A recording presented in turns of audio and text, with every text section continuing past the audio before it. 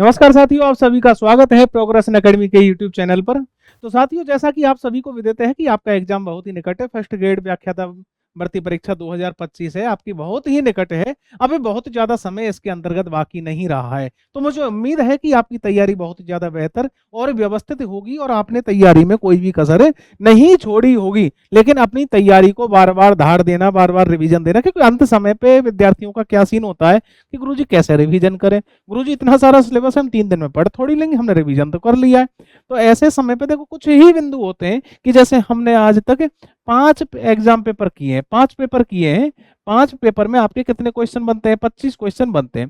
तो अब उन 25 क्वेश्चंस को अगर हम करेंगे तो मैं आपके दिमाग में उन कम से कम 25 क्वेश्चन से जुड़े हुए 25-50 पॉइंट को आपके दिमाग में टच कराऊंगा। टच कराने के बाद में आपको ज्ञान होगा कि हाँ, इस बिंदु के बारे में हमें अच्छी जानकारी है और ये ऐसे अमुक बिंदु के बारे में हमें जानकारी का अभाव है। तो इससे क्या है, ये बिंदु जैसे ही आपके दिमाग में टच होंगे तो आप इनके बारे में और बेहतर तरीके से निर्णय या डिसीजन ले पाएंगे। तो इसी क्रम में हम बढ़ेंगे अपनी कक्षा में आगे। आज तक जो आपके पेपर हुए हैं, इनमें जो प्रश्न आए हैं, इन सबको सॉल्व करते हुए आगे बढ़ते हैं। तो साथियों, एक चीज मैं बता देता हूं, आप एग्जाम देने जाओगे, एग्जाम देने से पहले ज्यादातर विद्यार्थियों को डर ये होता है कि गुरुजी अगर ये दो वाले को जो 2 क्वेश्चन है ना, अगर ये गलत ना होते मेरा सिलेक्शन हो जाता। बोले गुरुजी कैसे? ये आते थे, मुझे आते आते गलत हो गए। तो बेटा देखो, मैं इसका बता दूं, एक ही सॉल्यूशन है। पेपर फर्स्ट में तो स्पेशली जहां पे जीके वगैरह आता है, आप अपने पेपर को सबसे पहले फास्ट फॉरवर्ड करना। बहुत से लोग बोलते हैं ना कि पहले पेपर को पढ़ो, पहले पेपर को पढ़ो। पढ़ने का मतलब ये सीधा सीधा कि जैसे ही पेपर आपके पास आए, आप पेपर में टिक लगा लेना सही आंसर पे, जल्दी जल्दी करके जो भी है। ठीक है, अब पहले आधे घंटे में, अब मतलब जो भी 75 क्वेश्चन है, 75 क्वेश्चनों में मुश्किल से आपको लगभग 15-20 मिनट के आसपास लगेंगे जल्दी जल्दी करने में। 15-20 मिनट में आपको क्वेश्चन, क्योंकि यदि आपने पढ़े हुए हैं तो वो क्वेश्चन पढ़ने में लगेगा आपको समय बहुत कम, और यदि आप पढ़ के नहीं गए हो तो 75 क्वेश्चन आपसे पूरे समय में भी पूरे ना हो, ये वाली बात याद रखना। तो सबसे पहले फास्ट फॉरवर्ड होके ये सारे प्रश्नों में टिक लगा लेना, और उसके बाद शांति से एक एक प्रश्न को दोबारा पढ़ते हुए, और फिर उसके बाद में आपको ओएमआर सीट को भरना है। इससे क्या होगा, जो नहीं वाली या कुछ ऐसे शब्दों वाली जो गलतियां होती हैं, आप इन गलतियों से बच सकते हो। आप इन गलतियों से बच सकते हो। Okay, understand? I think everything is clear. So आपको अपनी क्लास में आगे बढ़ते हैं। बाकी ये कि देखो, बहुत सारे विद्यार्थियों का तो ये गुरुजी पहले आ जाते तो सिलेबस पूरा करा देते, अच्छा पढ़ाते हो। देखो, पढ़ाना ये सारी चीजें, देखो मेरा उद्देश्य सीधा सा एक ही है, सिलेबस कम से कम समय में ज्यादा से ज्यादा कंटेंट।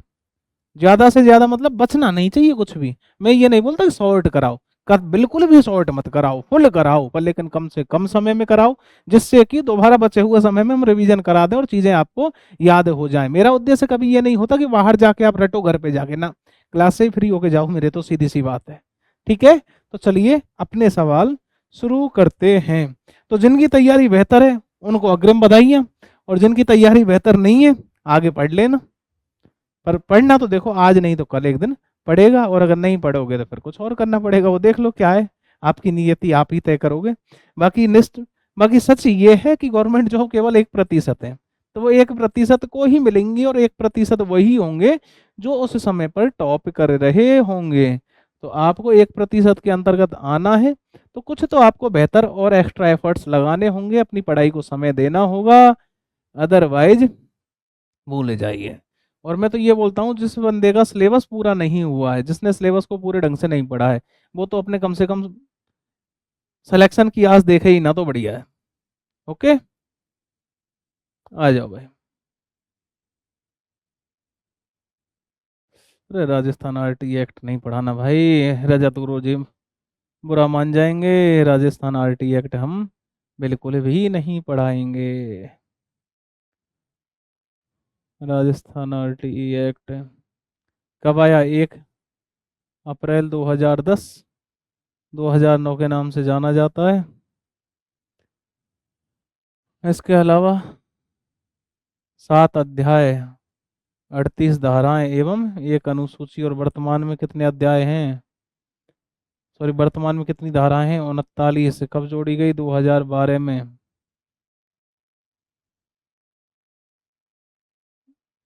आ जाओ भाई, प्रश्न संख्या 70 नंबर क्वेश्चन है। क्या है कि विकास सामान्य, विकास खाली जगह से खाली जगह की ओर बढ़ता है। तो जब भी हम देखो विकास के मामले में बात करते हैं, जब भी हम विकास के बारे में बात करते हैं, तो देखो विकास, विकास को बोलते हैं डेवलपमेंट। क्या सीन है सब डेवलपमेंट का? डेवलपमेंट का देखो सब बहुत छोटा सा सीन है, बहुत ज्यादा इसमें सोचने की बात नहीं है। देखो डेवलपमेंट कैसा होता है, सर्पिल होता है, मतलब चक्राकार। इसके अलावा सभी पक्षों को शामिल करता है, एक। इसके साथ में मात्रात्मक,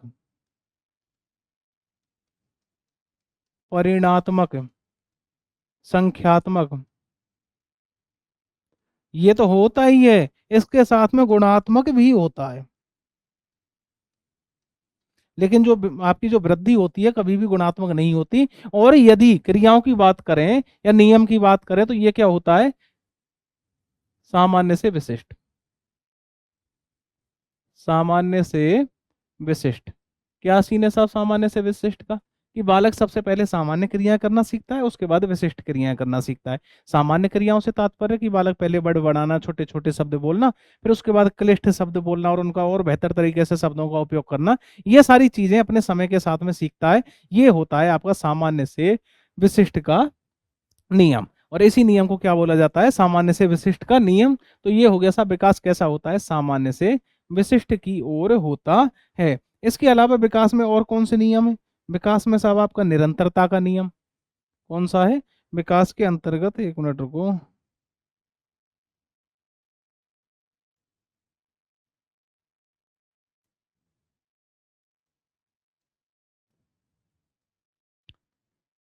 तो इसके अलावा विकास में साहब आपका क्या है, एक तो निरंतरता का नियम।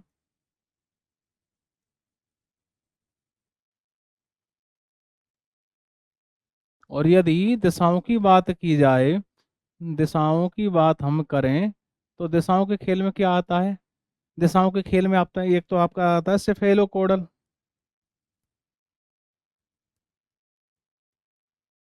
और प्रोक्सिमोडिस्टल।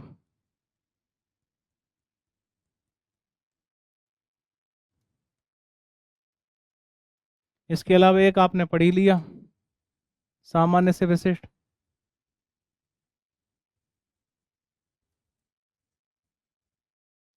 विकास में यदि समानता का नियम है तो भिन्नता का भी नियम है। समानता का मतलब समान प्रतिरूप का सिद्धांत, समान प्रतिरूप का सिद्धांत। और भिन्नता से मतलब है व्यक्तिकता का सिद्धांत। ये हो गया सब आपका भिन्नता से तात्पर्य। ऐसे बहुत सारे जो आपके ज्यादातर आते हैं वो मैंने आपको कुछ बता दिए। ठीक है, आगे चलते हैं। कोहल वर्ग का नैतिक विकास सिद्धांत बाह्य मानकों पर आधारित हाँ भाई, कोहल वर्ग के किस स्तर पर नैतिक विकास बाह्य मानकों पर आधारित नहीं होकर अंतःकरण पर आधारित होता है? देखिए नैतिक विकास सिद्धांत किसके द्वारा दिया गया? ये दिया गया साहब आपका लॉरेंस कोहलबर्ग के द्वारा। क्या नाम है? नैतिक विकास सिद्धांत। क्या कहानी है नैतिक विकास सिद्धांत की? तीन स्तर बताए गए इसमें। पूर्व परंपरागत स्तर,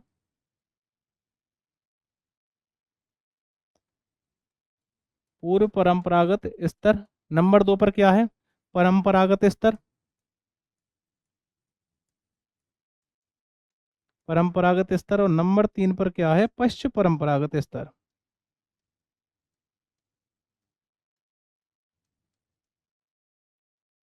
ये तीन स्तर हो गए। अगर इनकी अवस्थाओं की बात की जाए, तो इनकी अवस्थाओं की बात की जाए तो ये 4 से 10, ये 10 से 13, ये 10 से 13 और ये 13 से प्लस, इस प्रकार से इनका काल है। इन्होंने तर्क व चिंतन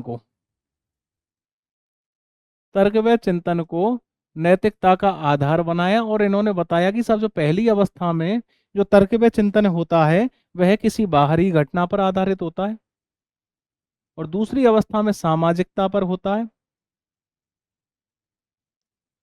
और जो तीसरी अवस्था है इसमें तर्क व चिंतन विवेक पर आधारित होता है। किसमें? विवेक पर आधारित होता है, अपने अंतःकरण पर आधारित होता है। अब इन तीन स्तर के साथ में इन्होंने कितनी अवस्थाएं बताई? 6 अवस्थाएं और बताई।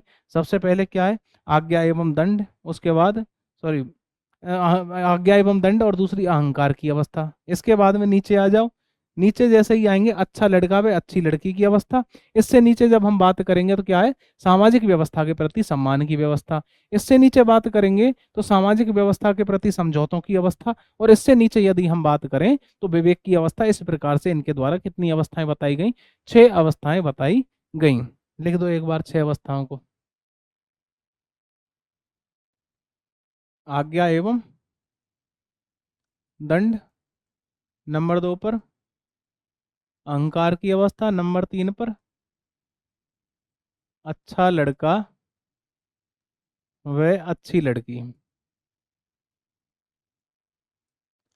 और इसके बाद में, या इसको प्रशंसा की अवस्था भी बोलते हैं,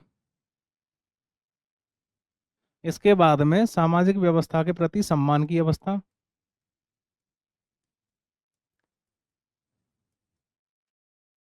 सामाजिक व्यवस्था के प्रति सम्मान की अवस्था, और अगर इसके बाद में नंबर 5 पर हम बात करें तो ये सामाजिक समझौतों की अवस्था,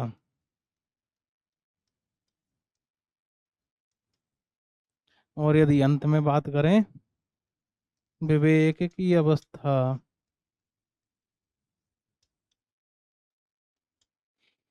ये पहली वाली, पहले वाले स्तर के, ये दो सेकंड स्तर के, और ये आपके तीसरे स्तर के।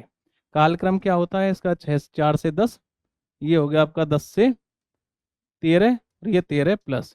तो पहली जो अवस्था होती है इसमें जो आपके नैतिक, जो आपकी नैतिकता का जो आधार होता है, जिसके आधार पर हम नैतिक नैतिक व्यवहार करते हो, वो होता है आज्ञा एवं दंड।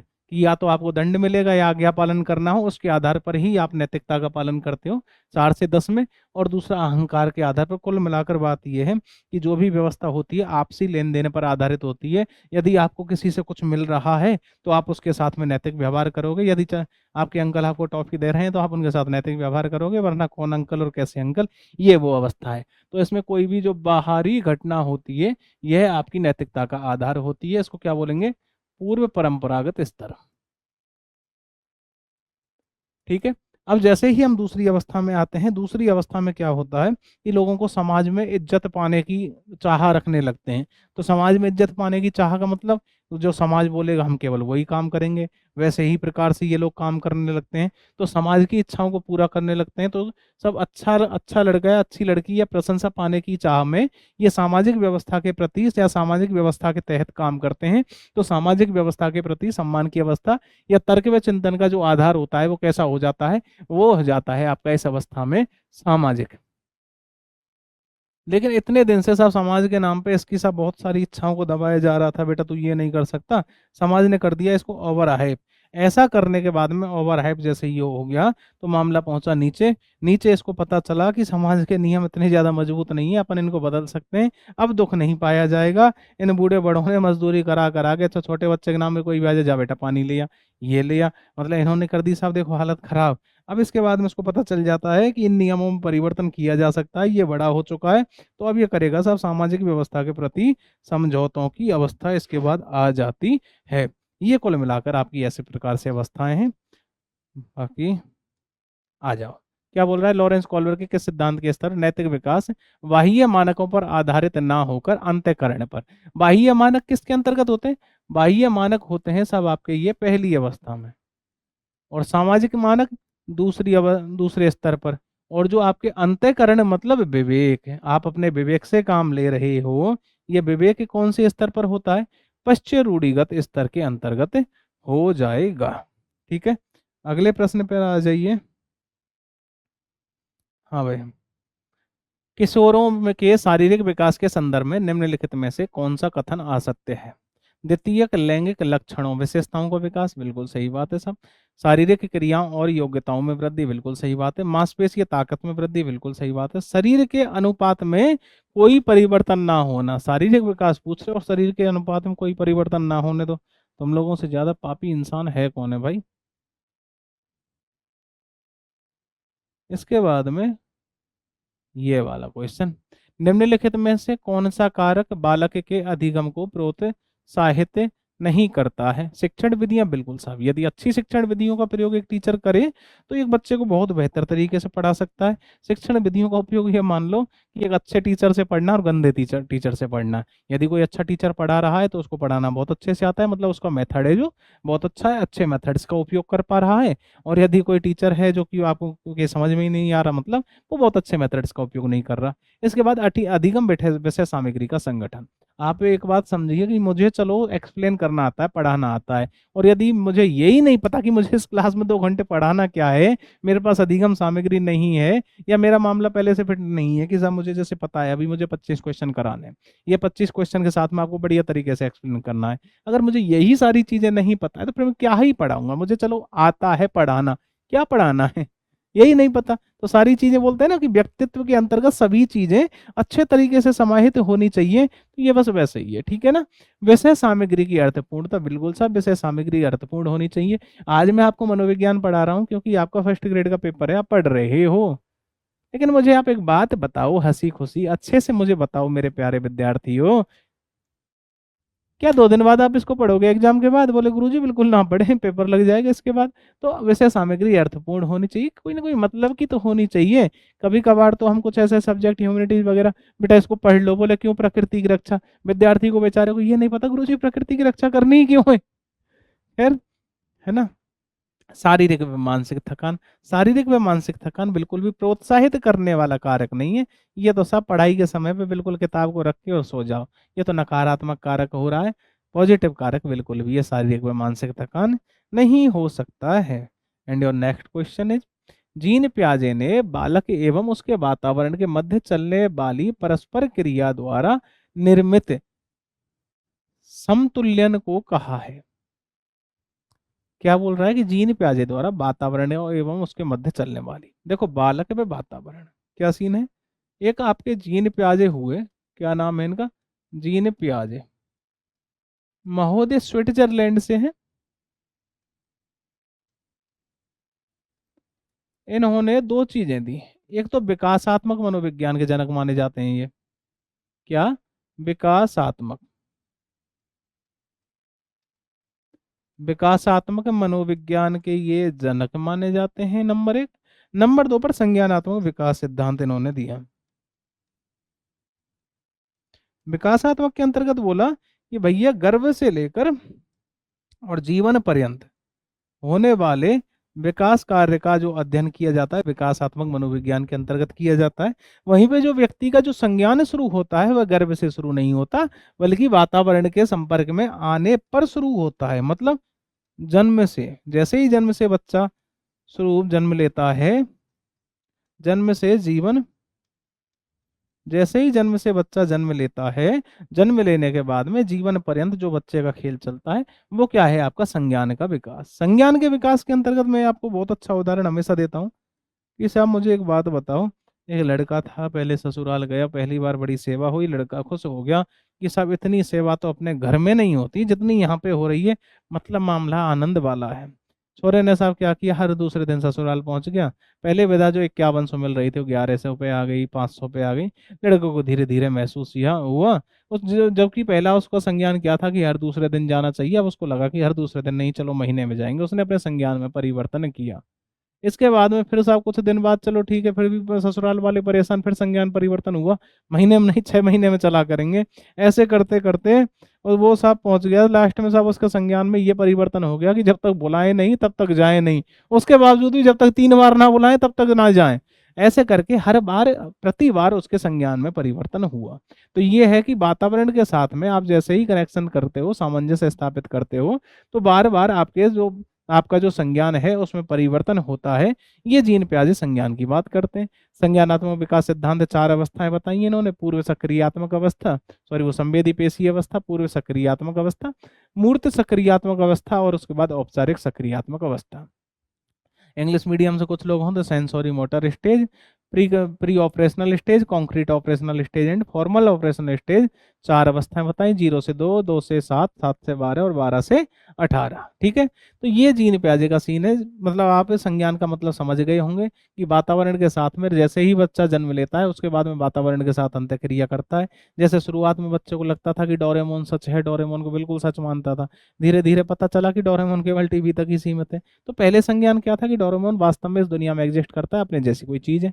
बाद में संज्ञान में क्या परिवर्तन हुआ कि नहीं, डोरेमोन वोरेमोन सारी फर्जी चीजें, वास्तविकता यह है कि पढ़ के अपने को नौकरी लगना पड़ेगा। ठीक है, तो किसकी बात कर रहे हैं? हाँ, तो ये क्या बोल रहा है, वातावरण के मध्य परस्पर चलने वाली संतुलन को क्या कहा जाता है?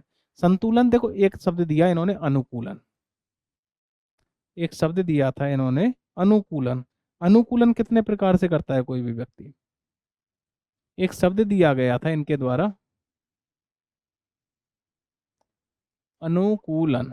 अनुकूलन कोई भी व्यक्ति 2 प्रकार से करता है। यदि 2 प्रकार की बात करें तो एक तो आत्मीकरण, एक तो आत्मीकरण और एक साहचर्य।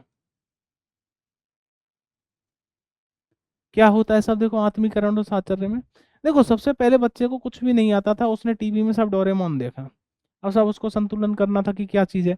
तो जैसे ही जो ज्ञान उसको प्राप्त हुआ उसने अपने अंदर रख लिया कि सब सीधे सीधे उठा के रख लिया कि हाँ एक डोरेमोन नाम की चीज है, ये है, ये है, ये। मतलब अब तक उसके दिमाग में कुछ भी नहीं है, उस चीज को लेकर कोई भी विशेष बिंदु नहीं है। तो उसने सीधे सीधे मतलब पुराने ज्ञान में परिवर्तन किए बिना यदि नया ज्ञान एक्सेप्ट कर लिया जाए तो ऐसी जो प्रक्रिया कहलाती है ये आत्मीकरण कहलाती है। और शुरुआत में बच्चा यही करता है। भाई भाई कोई भी संशोधन तो तब करोगे ना जब आपके दिमाग में पहले से कोई ज्ञान होगा। बोले गुरुजी बिल्कुल सही है। तो संशोधन आप जब करोगे जब आपके दिमाग में पहले से कोई ज्ञान होगा। तो आत्मीकरण मतलब शुरुआत में यदि कोई भी चीज को सीखने की जो प्रक्रिया होती है वह सबसे पहले क्या होती है, अधिगम की प्रक्रिया में आत्मीकरण होता है। बोले गुरुजी ठीक है। अब आपके दिमाग में कुछ चीजें चली गई, पहली बार में आपको पता कि डोरेमोन ऐसे ऐसे ऐसे ऐसे ऐसे ये, फिर कुछ दिन बाद यार अगर डोरेमोन है तो ये फिर मतलब गुरुजी पढ़ा रहे थे कि हम इंसानों की शक्लें ऐसे होती हैं, तो यार ये डोरेमोन बनता कैसे? मतलब गुरुजी ने बताया कि बेटा ये कंप्यूटर से ऐसे ऐसे करके बनाते हैं। छोरे का दिमाग ठनक गया, यार कंप्यूटर से बनाते हैं मतलब कहना क्या चाहते हो? तो उसके बाद में इसने जो आत्मीकरण का ज्ञान पढ़ा हुआ था इसके अंतर्गत सब इसने यूं कुरेदा मारा। कुरेदा मार के पता चला कि आज तक मैं जो डोरेमोन को सच समझ रहा था ऐसा कुछ भी नहीं है, डोरेमोन नाम की चीज जो फर्जी है। तो इसने पुराने ज्ञान में परिवर्तन किया और नए ज्ञान को एडॉप्ट किया। ये कहलाती है प्रक्रिया, साहचर्य की प्रक्रिया कहलाती है। तो अनुकूलन कितने प्रकार से होता है? या तो आप ज्ञान को सीधे सीधे ग्रहण करके उपयोग कर लो, या फिर आप उसमें थोड़ा सा परिवर्तन करते हुए फिर उपयोग कर लो। ये प्रक्रिया क्या कहलाती है? अनुकूलन। स्कीमा, अब बार बार हर चीज का कोई ना कोई एक पैकेट आपके दिमाग के अंतर्गत आया है। तो जो ये ज्ञान के जो पैकेट्स होते हैं इन्हीं को क्या बोलते हैं? स्कीमा। और यदि ये 2-4 पैकेट्स को किसी भी समस्या को सॉल्व करने के लिए क्रम में जमा दिया जाए तो ये कहलाता है साहब आपका स्कीम्स कहलाता है। मतलब ये कि पैकेटों का या ज्ञान का एक संगठित पैटर्न। संरक्षण, संरक्षण जैसे कि कोई भी चीज सामने है, बच्चा उसके लिए रो रहा है कि साहब मुझे ये चाहिए चाहिए चाहिए। बोले गुरु जी ठीक है साहब, चाहिए बच्चे को तो साहब देनी पड़ेगी। इसके बाद में साहब उसकी एक बुआ आई, बुआ ने यूं करके ले बेटा चिड़िया ले गई। बच्चे ने मान लिया, लेकिन कुछ समय बाद वो नहीं मानता है, उसके दिमाग में चीजें छपने लगती हैं, समझ में रहने लगती हैं। या फिर जैसे एक उदाहरण कि एक बच्चे से बोल के चले गए कि बेटा घर स्कूल जाओ तब ये लॉक लगा के चला जाना और चाबी यहाँ पर रख जाना। अब सब बच्चा थोड़ा इधर उधर रख गया, आपको नहीं मिली, आप इस बच्चे से स्कूल में पूछने गए बेटा बता कहाँ है, वो वहां से नहीं बता पाता, लेकिन घर आते ही चीजों को निकाल देता है। क्योंकि 10वीं 12वीं क्लास 10 12 का बच्चा जो कि 5वीं 6वीं क्लास में पढ़ रहा है उसके दिमाग में वहां का चित्र नहीं बन पाता। लेकिन यदि आज आपसे पूछो कि बेटा बताओ चाबी कहाँ रखी थी, आप घर वालों को ऐसे बताओ घर के भीतर जाओ, घर के भीतर वो कमरे में घुसो, ये वाले गेट से नहीं साइड वाले से घुसो, आप गलत गेट में हो, अलमारी खोलो, अलमारी के भीतर देखो चाबी, चाबी के भीतर चाबी, और ये ऐसे लॉक ये खोलो, आप पूरी लिस्ट बता दोगे। लेकिन वो छोटा बच्चा नहीं बता पाता। मतलब आपके अंदर कौन सा भाव आ चुका है? संरक्षण का भाव आ चुका है। तो ये जो चीज आपको याद रह रही है क्या है ये? संरक्षण का भाव है। अंत प्रज्ञाकाली के सूर अवस्था से संबंधित है, तो ये आपका हो गया क्या? अनुकूलन हो जाएगा। आगे आ जाइए भाई। Thanks for watching. खत्म। चलो अगली स्लाइड लगाते हैं, 1 मिनट रुको।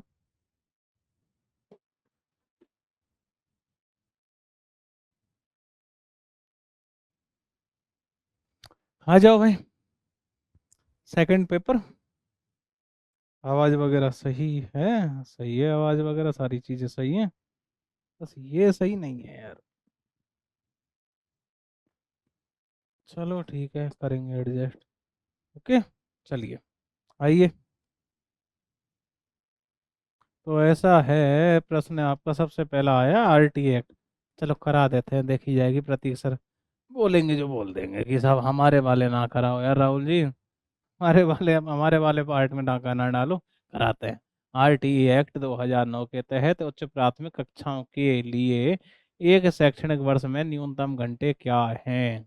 क्या कहानी है इसकी? कहानी ये है इसकी कि इसमें 7 तो क्या है? अध्याय।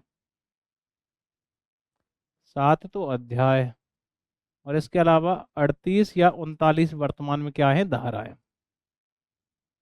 मूल में 38 थी, वर्तमान में 39। एक क्या है? अनुसूची। और अनुसूची का फोर्थ पॉइंट है, फोर्थ पॉइंट के अंतर्गत कार्य दिवस लिखे हुए हैं। क्या? कार्य दिवस लिखे हुए हैं। 1 से 5 के लिए जो कार्य दिवस हैं वो हो जाएंगे आपके 200, और 6 से 8 के लिए जो कार्य दिवस है 220, और अगर घंटों की बात की जाए तो 800 और 1000, ऐसे ही तो है। ये है कहानी आपकी। तो क्या हो गया? क्या बोल रहे हैं? ये उच्च प्राथमिक कक्षा, उच्च प्राथमिक मतलब 6 से 8 की कहानी ये बात कर रहे हैं। कहाँ है भाई? 1000 घंटे लगा के फ्री करो, ऐसे ही तो है।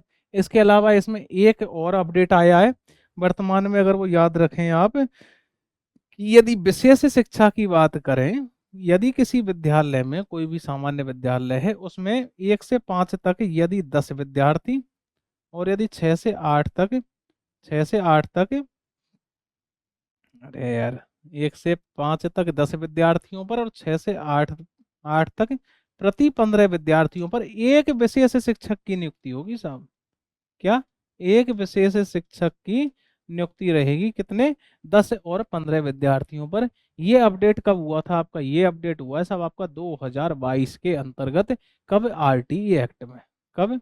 2022 के अंतर्गत। बोले गुरुजी याद रख लेंगे, चलो रख लेना, है ना।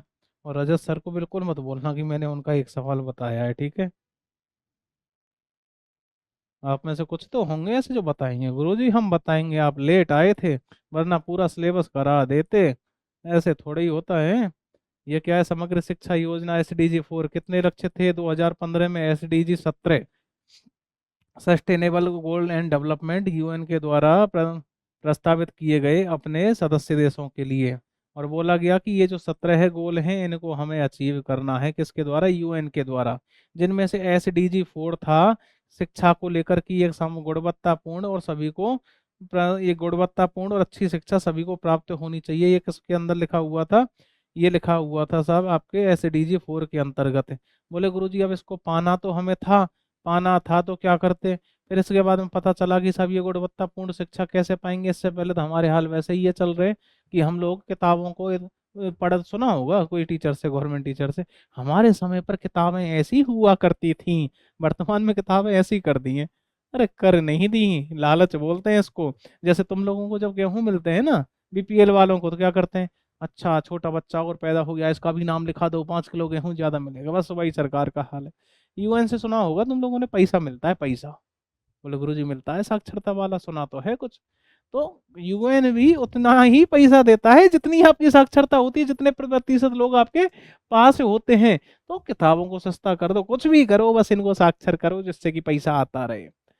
लालची बहुत बड़े हैं हम, छोटे मोटे लालची नहीं है।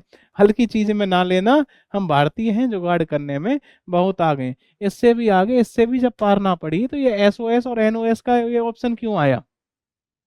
SOS NOS, state open school NOS, और नेशनल नेशनल ओपन स्कूल, ये शायद NOS से 1903 में आया है। ये 2005 का खेल है इनका सरकार का। क्या कहानी है इनकी। ये इसलिए लाए गए थे कि कोई बूढ़ा बड़ा कुछ भी हो, उठाओ, पास कराएंगे साहब हम। रही बची क्लास है इनकी, चाहे 8वीं हो, चाहे 10वीं हो, चाहे 12वीं हो, सब पास कराएंगे।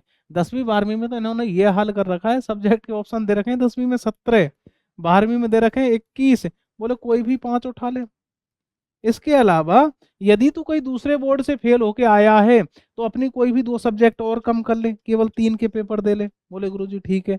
यदि तूने यहाँ पर 5 साल में 9 एग्जाम दे लिए हैं और तू फिर भी यदि पास नहीं हुआ है और एक विषय में तू फिर भी रह चुका है, कोई बात नहीं, 4 सब्जेक्ट और घटवा दे, केवल अगले 5 साल में एक कोई पास कर ले, बस पास हो जाओ और हमें हमारा पैसा दिला दे भाई।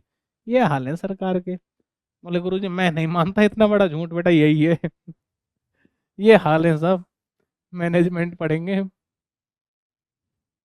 चलो, मैनेजमेंट बताना मत गुरुजी को, है ना। रॉबर्ट गेने ने 1965 में अधिगम के 8 प्रकार बताए। मैं अपनी पुस्तक कंडीशनिंग ऑफ लर्निंग के अंतर्गत अधिगम के 8 प्रकार बताए। ठीक है गुरुजी, रॉबर्ट गेने की एक पुस्तक है दी कंडीशनिंग ऑफ लर्निंग, 1965 के अंतर्गत आई थी। और इन्होंने अधिगम के कितने प्रकार बताए थे? 8 प्रकार बताए। इनको आरोही क्रम में व्यवस्थित करना है। बोले गुरुजी हमें तो पहले बता दो ये 8 प्रकार कौन से हैं। कब बताए थे? 1965 में बताए थे। रॉबर्ट गेने ने एक ऐसा शंकु दिया था ना। बोले हाँ गुरुजी याद तो आ रहा है, नीचे संकेत था उसमें। क्या था नीचे उसमें? संकेत था। नंबर 2 पर उद्दीपक था। बोले गुरुजी मुझे पता है। नंबर 3 पर क्या था? श्रृंखला था। और नंबर 4 पर शाब्दिक अधिगम है। फिर विभेद अधिगम है, विभेद अधिगम। उसके बाद संप्रत्य, उसके बाद सिद्धांत था गुरुजी, और अंत में क्या था? समस्या समाधान अधिगम था। बोले गुरुजी ऐसे करके 8 बताए थे। आपने बताया था हमें कि बेटा देखो अधिगम के बहुत सारे प्रकार होते हैं। बोले गुरुजी ठीक है, भाड़ में जाने दो सबको। यही आता है बार बार पेपर में कि इसके अधिगम के प्रकार बता दो। इसने बताए थे 8 प्रकार। संकेत अधिगम को सबसे नीचे का स्थान दिया है। इसको इन्होंने क्या बोला था? पारंपरिक, मतलब पुराने टाइप का, घिसे पिटे टाइप का, ऐसा करके अधिगम इन्होंने बोला था। बोले गुरुजी ठीक है। तो मतलब पता क्या क्या पता चला? बोले गुरुजी अधिगम के 8 प्रकार होते हैं, रॉबर्ट कहने वाले। हमें और दुनिया से कोई मतलब नहीं कौन से प्रकार का अधिगम होता है, क्योंकि पेपर में यही आता है, तो हमें केवल यही याद रखना है। बाकी गुरुजी आप जानो, आप याद करो एक्स्ट्रा चीजों को। तो बोले गुरुजी ठीक है, बहुत अच्छी बात है, चलते हैं आगे। हाँ तो कितने प्रकार बताए? 8। अभी क्या बोल रहा है? आरोही क्रम में 4 चरणों को, आरोही क्रम में मतलब सबसे पहले छोटा, सबसे पहले छोटा। अगर इसमें बात करें, गहने के द्वारा सबसे निचला स्थान संकेत अधिगम को दिया गया, और संकेत अधिगम सबसे नीचे, सबसे छोटा, सबसे प्राचीन और सबसे कम प्रभावी प्रकार का अधिगम होता है। क्या नाम है इसका? इसका नाम है, बोले गुरुजी, संकेत अधिगम हो जाता है। बोले गुरुजी ठीक है। तो संकेत उद्दीपक है नंबर 1 पर, 1। उसके बाद श्रृंखला शब्द है इसमें 3, और ये 4। क्या हो गया? ABDC। क्या हो जाएगा? ABDC। Option A is very very right. और हम अपने आंसर के साथ में आगे बढ़ जाएंगे और अगला प्रश्न ढूंढेंगे हम। बिल्कुल नहीं, तुरंत ही मिल गया, पागलों की तरह बिल्कुल भी नहीं ढूंढना पड़ा। हाँ भाई, 8 वर्षीय बालक अपने छोटे भाई की तरह घुटने पर चलता ही है। उदाहरण किसका है? बोले गुरुजी याद आ रहा है, वर्ष 1900 में एक आदमी निकल के आया था, नाम था सिगमंड फ्राइड। बहुत ही कुत्ता कमीना आदमी, काम प्रवृत्ति को लेके, पता है कुत्ता कमीना बिल्कुल नहीं है, बहुत महान आदमी था, बहुत बड़ा है। यदि आप बात करें मनोविज्ञान का प्रथम बल किसको कहा जाता है? मनोविश्लेषणवाद को ही कहा जाता है। ऐसा ही नाम थोड़ी कमा के गया है। क्या नाम है? मनोविश्लेषणवाद। मनोविश्लेषणवाद कहते हैं गुरुजी इसको। किसने दिया था ये दिया था सिगमंड फ्राइड के द्वारा दिया गया है। बोले गुरुजी ये तो समझ में आ गया। कब दिया है? 1900 में। 1900 के अंतर्गत इन्होंने क्या दी थी? स्वप्न विश्लेषण विधि। क्या? स्वप्न विश्लेषण विश्लेषण विधि। इसके अलावा प्रक्षेपण शब्द का सबसे पहले उपयोग किसने किया? इसी आदमी ने किया था। इसके अलावा जो आपकी डिफेंस मैकेनिज्म, रक्षात्मक युक्तियां हैं, रक्षात्मक युक्तियां किसके द्वारा दी गई? ये दी गई भैया सिगमंड फ्राइड के द्वारा। और रक्षात्मक युक्तियों में क्या होता है, आप सीधी सी बात है, कोई ना कोई टेंशन से अपने दिमाग को बचाने के लिए कोई ना कोई युक्ति अपनाते हो। अब उपाय कैसे होते हैं? या तो प्रत्यक्ष आप समस्या को हल कर लो, या फिर अपने आप को बेवकूफ बना लो। बोले गुरुजी कैसे? बोले पैसा वाले हो नहीं सकते, लेकिन पैसा वाले ताऊ जी को बता के अपना इंट्रोडक्शन तो दे सकते हैं। क्या बोलते हैं इसको? तादात्मीकरण बोलते हैं। बोले गुरु ठीक है, लंबाई कम है, मार्केट में बेइज्जती हो रही है, शादी में जा रहे हैं, लंबाई को बढ़ा नहीं सकते, लेकिन सैंडल पहन के ऊंची तो कर सकते हैं, दिमाग को पूरा फील, हाँ भाई लंबाई पूरी है। पूरी शादी में ध्यान नहीं आया छोरी को लंबाई कम है उसकी, सैंडल से ऊंची कर रखी है, बस हाँ देख रहा है, अच्छा लग रहा है छोरी को। तो बस छोरी को इम्पोर्टेंट क्या है कि यहाँ देख रहा है, इसको ये तक याद नहीं है, बाद में पता चलेगा कि नीचे इतने बड़े सैंडल थे तो होगा क्या। बोले गुरुजी यही तो है, क्या है ये रक्षात्मक युक्तियां हैं। अब क्या बोल रहा है, 8 वर्षीय बालक अपने छोटे भाई बहन की तरह घुटने पर चलता है, मतलब पीछे चला गया, है कि नहीं? यदि आप अपनी किसी भी अवस्था में बाल्यकाल के व्यवहारों की तरफ लौटते हो तो इस प्रक्रिया को क्या कहते हैं? प्रतिगमन कहते हैं। हाँ भाई, युक्तिकरण है। युक्तिकरण मतलब कोई ना कोई चीज का औचित्य स्थापन कर देना। बोले काम हुआ नहीं बेटा, तेरी शादी वहां से होने वाली थी, फलाने आए तो थे, करके नहीं गए बेटा, क्या कमी रही? अरे फिर उसके बाद, अरे बुआ जी बच गए। बोले बेटा कैसे? अरे छोरी बहुत बदचलन थी, 3 बार घर से भाग गई थी, वो तो हमें बाद में पता चला। अरे भाई वास्तविकता ये है, उन्होंने मना कर दिया तेरे को। लेकिन क्या है ये? युक्तिकरण है। लोमड़ी वही, वो लोमड़ी वाली कहानी, लोमड़ी उछल उछल के हालत खराब हो गई लोमड़ी की। उसके बाद बोल रही है अंगूर खट्टे हैं, मुझे चाहिए ही नहीं। अरे देवी तेरे हाथ नहीं आए तो चीज मिले ना, तो युक्तिकरण।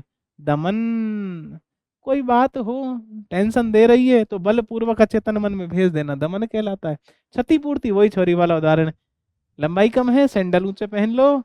उसके बाद छोरी ने साहब क्या कर दी, क्षतिपूर्ति कर दी। वहां पे पहुंच के छोरी को फील भी नहीं आ रहा, पता ही नहीं चल रहा, बस उसको पता है हाँ बढ़िया देख रहा है, लगातार देख रहा है, मिशन सक्सेसफुल। ये क्या है? ये क्षतिपूर्ति है। अपना आंसर लगा लो भाई, ये प्रतिगमन वाला ये ना। आगे चलो, आ जाओ। रक्षात्मक युक्तियों का कॉन्सेप्ट कौन लेके आया? बोले गुरुजी सिगमंड फ्राइड लेके आए हैं। आगे आ जाइए, अब ढूंढो वापस से भाई क्वेश्चन। ये रजत जी को मेरे समझ में नहीं आ रहा। अरे जब इज्जत से 5 क्वेश्चन लगातार मिलते थे लगातार रख देते यार, ऐसे कर दिए ऊपर नीचे। अब मास्टर ढूंढता रहे बेचारा, मास्टर को इन्होंने वो बना दिया, वो खोजी आदमी, मतलब मास्टर मास्टर ना रहा अब, वो प्रश्न ढूंढने वाले हो गए आज हम। कामड़देव पंत, अरे भाई रामदेव जी, हाँ मिल गया, ये रहा। अभिवृद्धि और विकास के संदर्भ में कौन सा कथन सही नहीं है? क्या?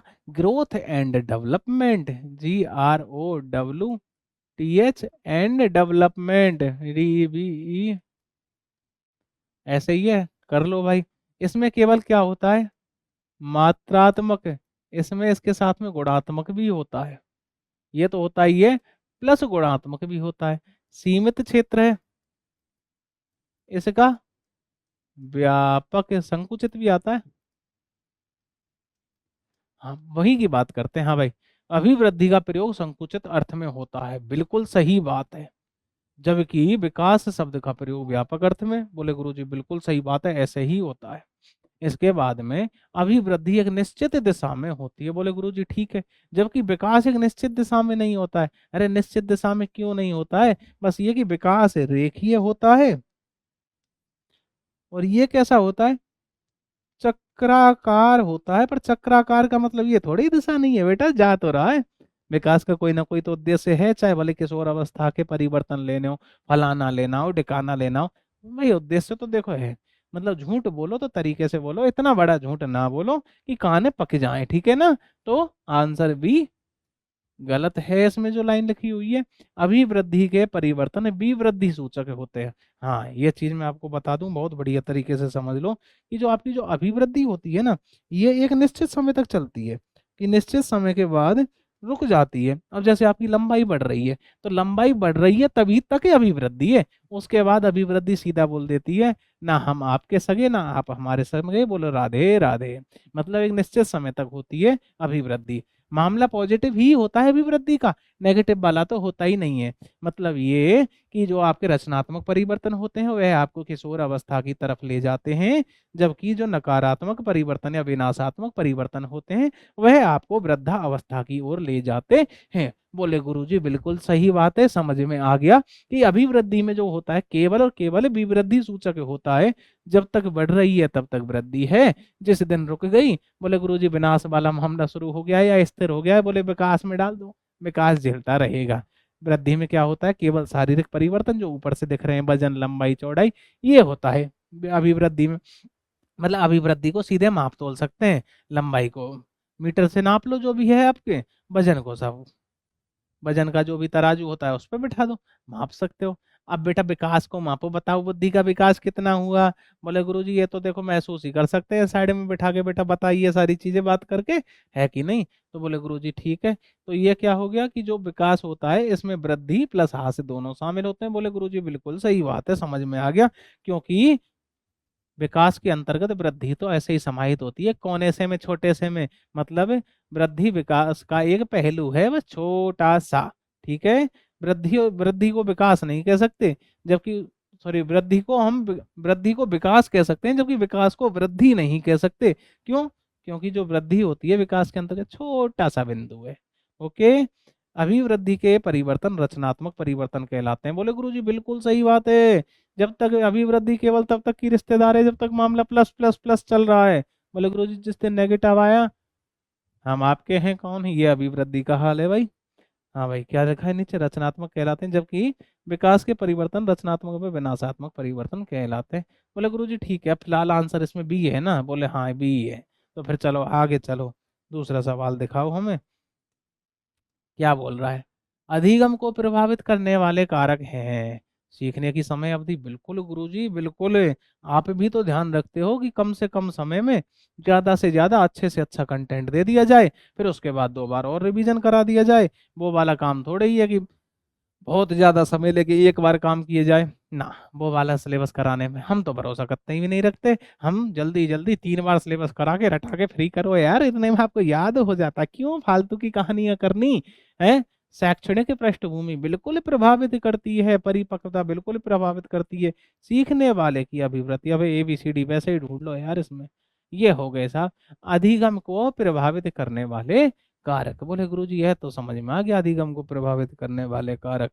हाँ, टेलीग्राम चैनल बता देता हूँ आपको, ज्वाइन कर लेना, RAHULSINGHDHGAGUR, ये टेलीग्राम चैनल ज्वाइन कर लेना। ओके, अगला सवाल ज्वाइन, क्या है आपका अगला सवाल, 62 छोड़ा हमने, एक सवाल और मिल जा भाई, 5 होंगे यार, ऐसा ना कर यार हमारे साथ में।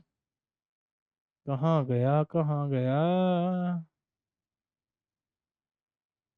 5 होते हैं यार एक पेपर में, या कर दिए। चलो, हो गए पूरे, या तो इसमें है नहीं या फिर 5 हो गए। ठीक है,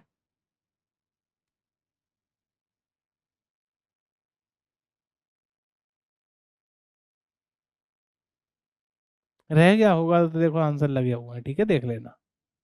आपकी अंतिम समय है यार, तैयारी बढ़िया ही होगी अंतिम समय पे तो। ओके,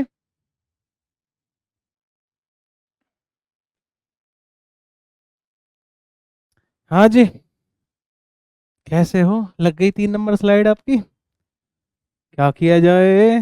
चलो पेपर चेक करते हैं आपका, ढूंढो भाई मनोविज्ञान के सवाल। ये तो अरे मैथ से शुरू किया है इन्होंने। चलिए ढूंढते हैं, और बहुत ज़्यादा समय नहीं लगाएंगे अब सॉल्यूशन में। ओके, बोले गुरुजी ठीक है, मत लगाना, जल्दी जल्दी करो। ये भी,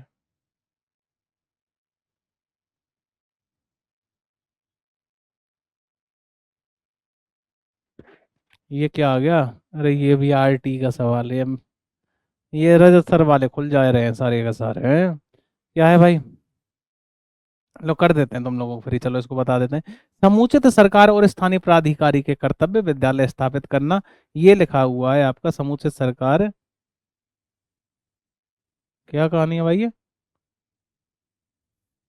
समुचित सरकार और स्थानीय प्राधिकारी के कर्तव्य विद्यालय स्थापित करना, ठीक है। ये आपका है धारा 6 के अंतर्गत, ठीक है। इसके बाद में वित्तीय उत्तरदायित्व 7 के अंतर्गत है, ठीक है। समुचित सरकार के कर्तव्य ये हो गए सब आपके 8 में, ठीक है।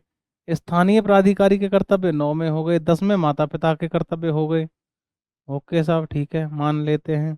इसके बाद में क्या है, वही ABCD, ABCD, ये सब आपका यही है आंसर, सीधा सीधा बी। फ्री करो इसको, पर अपने वाले सवाल ढूंढने हैं अभी अपने को। हाँ, धारा ही लिखा हुआ है, सही है। ऑपरेशन ब्रह्मा, ब्रह्मा से मतलब नहीं है भाई हमें, हमारा वाला मिल जाए। ये रहा। क्या है, समायोजन स्थापित करने के लिए एक व्यक्ति अपना परिचय किसी ऐसे व्यक्ति के साथ में तालमेल स्थापित कर लेता है जिसे जिले समाज में कोई पद या प्रतिष्ठा प्राप्त होती है। उस व्यक्ति के समायोजन की नई युक्ति है, नॉट मुक्ति, नहीं युक्ति। कौन सी युक्ति है साहब ये समायोजन की? मैंने बताया था कि जो भी रक्षात्मक युक्तियां सिगमंड फ्राइड लेके आए, 1900 में मनोविश्लेषणवाद सिद्धांत दिया। रक्षात्मक युक्तियां कौन से स्तर पर कार्य करती हैं? जो आपका जो चेतन मन होता है, चेतन मन को संतुष्ट करने का कार्य करती हैं। कौन सी? रक्षात्मक युक्तियां।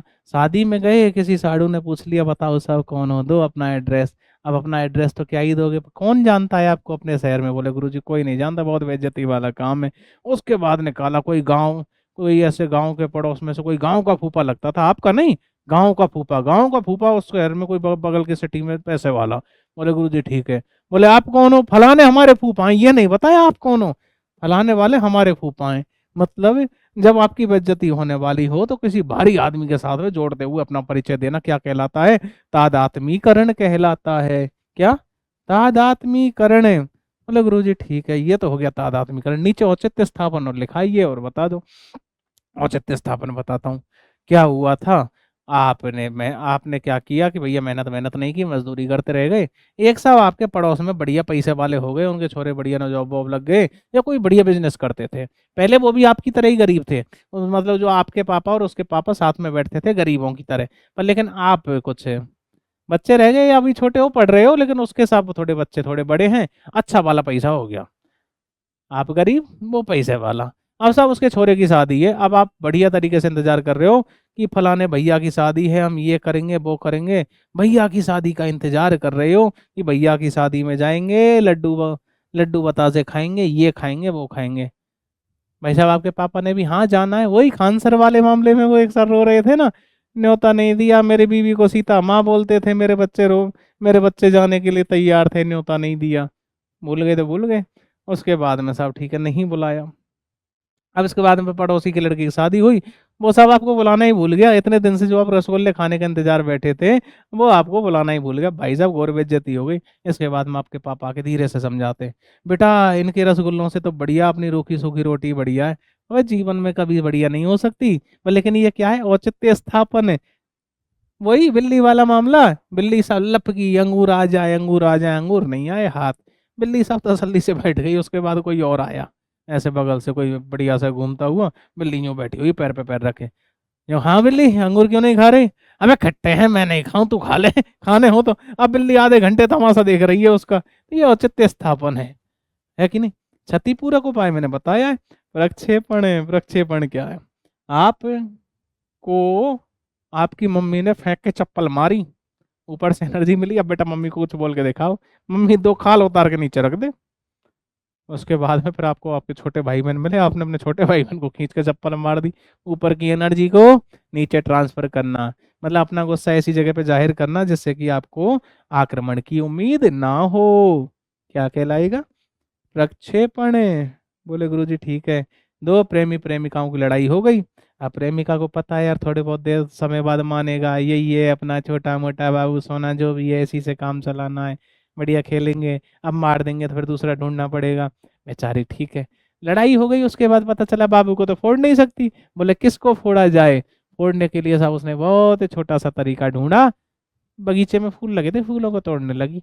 ऊपर का क्वेश्चन नीचे, नीचे का किस पे, जो आपको कुछ बोल नहीं सकता, फूलों पे क्या है, प्रक्षेपण कहलाता है। तो यहाँ पे क्या है, तादात्म्यकरण आपका ऑप्शन हो जाएगा। बोले गुरुजी नेक्स्ट क्वेश्चन निकालो मनोविज्ञान का। तो ठीक है, मनोविज्ञान का अगला सवाल ढूंढ रहे हैं, ये रहा। अनुबंधन स्थापित होने के लिए उचित क्रिया है, किसी के लिए, अनुबंधन स्थापित होने के लिए। अनुबंधन स्थापित होने के लिए उचित क्रिया क्या है। देखो साहब, अनुबंधन कैसे होता है मैं बता देता हूँ। अनुबंधन के पितामह कौन है भैया आपके, पावलव। पावलव कहाँ से है पता ही है, पावलव है रूस से, रसियन है, 6000 वाला बिल्कुल भी नहीं है, मेल है भाई। कौन है, रूस से है पावलव भैया, ठीक है। इस आदमी ने पाला एक कुत्ता, कुत्ते पर इसने किया प्रयोग, कैसे किया, सबसे पहले कुत्ते के सामने लाया ये भोजन, क्या लाया, भोजन। भोजन के बाद में क्या आई, लार। तो भोजन क्या हो गया, स्वाभाविक उद्दीपक हो जाएगा, क्या हो जाएगा, स्वाभाविक उद्दीपक हो जाएगा। और यदि इसके बाद में अगर हम बात करें लार, तो ये स्वाभाविक अनुक्रिया क्या हो जाएगी, स्वाभाविक अनुक्रिया। बोले गुरु जी ठीक है। इसके बाद इसने क्या किया, की मिक्सिंग, भोजन के बाद घंटी, घंटी के बाद लार। तो कैसे हो गया अनुबंधन, स्थापित करने का समय चल रहा है तो भोजन है, स्वाभाविक उद्दीपक। तो अभी जो लार निकल रही है कैसी है, स्वाभाविक अनुक्रिया।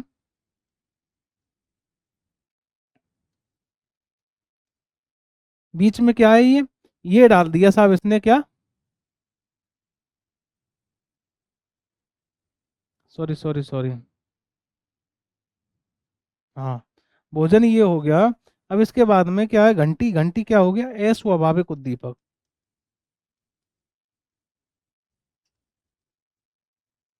तो अब जो लार निकलेगी ये कैसी होगी, अस्वाभाविक,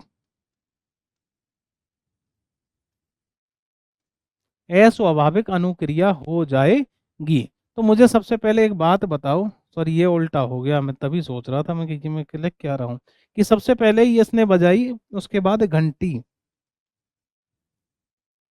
घंटी के बाद में क्या आएगी, घंटी के बाद आएगी सब आपकी, घंटी के बाद आएगा भोजन, और भोजन के बाद क्या लाओगे आप, लार। तो अब ऐसी क्रिया में ये पूछ रहा है कि अनुबंधन स्थापित होने के लिए उचित क्रिया क्या है। तो देखो घंटी क्या होगी, घंटी होगी आपका यूसीएस, अनकंडीशनल, सॉरी वो सी एस, जो घंटी होगी वो क्या होगी आपकी सी एस। घंटी का मतलब क्या होगा, सी एस मतलब कंडीशनल स्टिमुलस, कि आपको इसके साथ में कंडीशन स्थापित करना है। तो घंटी क्या होगी आपकी सी एस। तो ये क्या होगा, भोजन, भोजन होगा यू सी आर। और इस समय पे जो आपका जो लार होगा वो भी क्या होगी, यू सी एस, क्या हो जाएगी, यू सी एस। बोले गुरुजी, बोले गुरुजी अगर हम लार की बात ऐसे कर रहे हैं कि लार यूसीएस है, तो फिर ये बताओ ये सीएस कब होगी। बेटा सीएस तब होगी कि एक दिन इन्होंने क्या किया कि घंटी बजाई, और घंटी के तुरंत बाद ये भोजन नहीं लेके आए, सीधी लार आ रही है। तो घंटी क्या है, यू, सॉरी आपका सी एस मतलब कंडीशनल स्टिमुलस, सी एस है। तो ये इस स्थिति में क्या होगी, सी आर। अभी तो जो लार आ रही है भोजन के प्रति ही आ रही है, ये अनुबंधन स्थापित होने की शुरुआती फेज है बेटा ये। कौन सा वाला, शुरुआती फेज है। शुरुआती फेज में तो घंटी आपने बजा दी, उसके बाद भोजन लेके आई, लार निकल आई। मतलब ये है कि जो अभी लार निकल रही है अभी तो भोजन के प्रति ही निकल रही है। 10-5 दिन में अनुबंधन स्थापित होगा, उसके बाद में घंटी के तुरंत बाद लार निकलना शुरू होगी, बीच में से आप वाली फिर भोजन को निकाल दो, लार निकलेगी। तो C S U C S, sorry ये सही करो, यू सी एस और ये यू सी आर, ऐसे होगा। एस का मतलब स्ट्यूमलस, तो भोजन क्या है, स्ट्यूमलस, घंटी भी स्ट्यूमलस है, और लार क्या है, रिएक्शन है।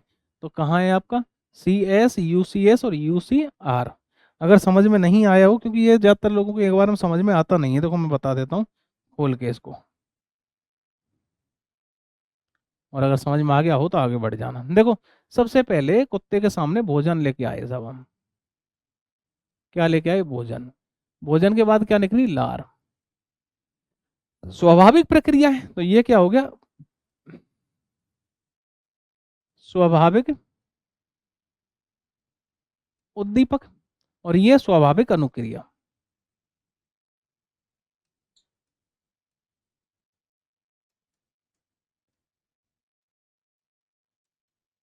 अब मुझे एक बात बताओ, इन्होंने क्या किया कि एक दिन सब ठीक है, ये वही क्रिया कर रहे थे भोजन, और भोजन के प्रति क्या निकल रही है, आपकी लार निकल रही है। बस इससे पहले इन्होंने घंटी बजा दी, अनुबंधन स्थापित करना था इनको।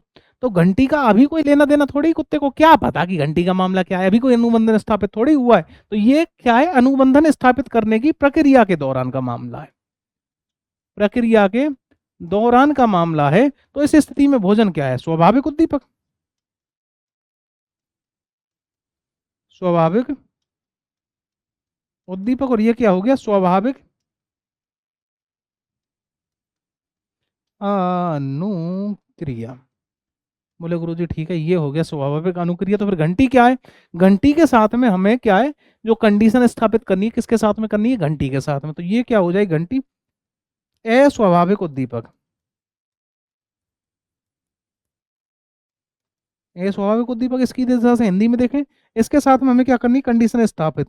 तो कंडीशनल स्टिमुलस सी एस हो जाएगा, और ये क्या हो जाएगा, यू सी एस, और ये यू सी आर। इस प्रकार से यह हो जाएगा। बोले गुरुजी ठीक है, ये हो जाएगा, इतना समझ में आ गया, मतलब आंसर इसमें से हो जाएगा, आंसर हो जाएगा ए। बोले गुरुजी ठीक है।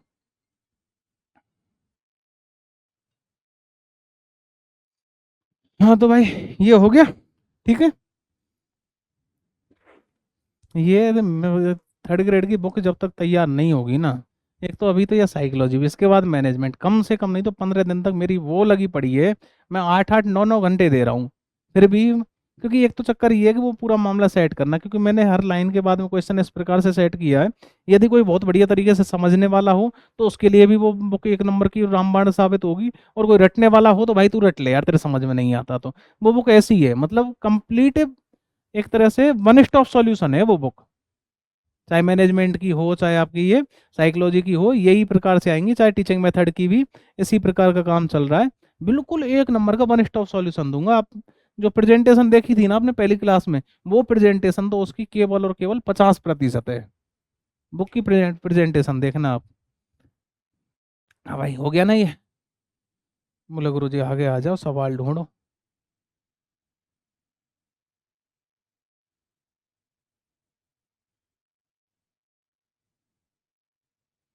सवाल सवाल कहाँ है भाई हमारे वाले, ये रजत जी पता नहीं।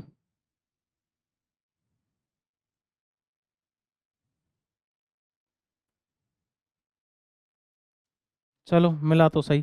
हाँ भाई, मूल प्रवृत्तियों की विशेषता, मूल प्रवृत्ति ये मान लो कि आपकी खानदानी खानदानी ठप्पा औकात क्या होता है, मूल प्रवृत्ति ये मान लो आपका खानदानी ठप्पा, खानदानी ठप्पा। बोले गुरु जी कैसे, जैसे कोई क्या हुआ था, मैं एक बार बैठा हुआ था मैं कहीं से आ रहा था, तो रास्ते में मैं खड़ा हुआ था, पिता फादर आ रहे थे लेने, मैंने उनको फ़ोन कर दिया था मैं सब उतर गया हूँ, मुझे यहाँ से लेने आ जाओ। तो इतने में एक टीचर आते, रिटायर हो चुके थे पड़ोस के गांव के, उन्होंने बाइक को रोका और रोक के मुझे बिठा लिया। बोले ठीक है सब बिठा लिया। बिठाने के बाद में क्या होता है, बिठाने के बाद में क्या होता है, बोले फलाने के घर से है तू, मैं कहा हाँ। बोले कैसे पता चला, शक्ल मिल रही है उनसे। मैं क्या हद है यार, आदत गई नहीं तुम अभी जाटों की। मैं कि सर कैसे, मतलब क्या हुआ, अब मैं बोलूं क्या। वो सब बिल्कुल सीनियर इंसान, 60 वर्ष के इंसान, जो मुझे सब बिल्कुल लपेटे जा रहे हैं, लपेटे जा रहे हैं, उन्होंने पूरे रास्ते लपेटा मुझे और घर पे ले जाके उतार दिया। और उसके बाद हमारे ताऊ जी के सामने बैठ गए। मैंने कहा यार ये फालतू, मैंने रास्ते में फोन कर दिया। मैंने धीरे से पूछा, मैंने कहा गुरु जी बता तो दो महाराज हो कौन।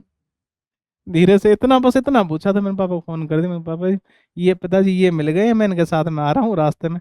अब सब रास्ते में पिताजी भी मिल गए, वो दोनों बढ़िया बात करते हुए जा रहे, तब जाके सब्र पड़ा जब वो रास्ते में पिताजी मिले, जो आपस में बात करने में बिजी हो गए। तो बात ये होती है कि कुछ चीजें होती हैं जो आपको, मतलब आपके घर परिवार से मिला देती हैं। अब जैसे शक्ल हो ये वंशानुक्रम से प्राप्त हुई है, वैसे ही कुछ मूल प्रवृत्तियां और होती हैं कि आप कोई काम करके कहीं से चले आए, उसके बाद कुछ लोग देख के बताते हैं ये पक्का उसी का काम है।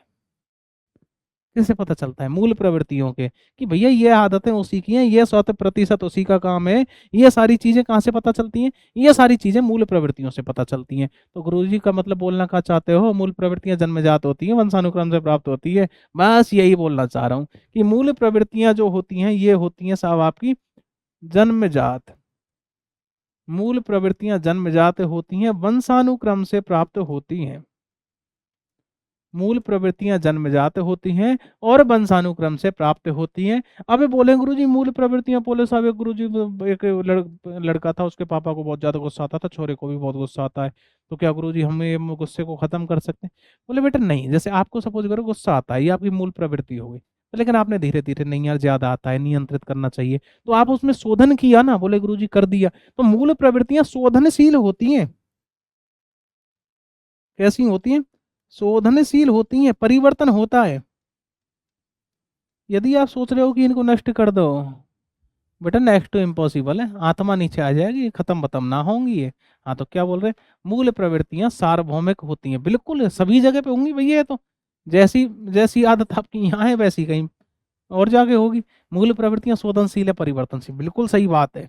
मूल प्रवृत्तियां आदतें दोनों समान होते हैं। बट ऐसे कैसे मूल प्रवृत्तियां और आदतें समान हो जाएंगी? आदतें क्या होती हैं? आदतें तो ये है, दो मित्रों के साथ में बैठ गए, अच्छा सिगरेट पी रहा है, ला। गंदे मित्रों के साथ में बैठ रहे हो, गाली देना सीख गए। अच्छे लोग, पढ़ाई पढ़ने वाले लोगों के साथ में बैठ रहे हो, तो पढ़ना सीख गए। बोले गुरु जी ठीक है, क्या है वो आदतें? आदतें क्या है? अर्जित की जाती हैं, जबकि मूल प्रवृत्तियां जन्मजात होती हैं साहब आपकी।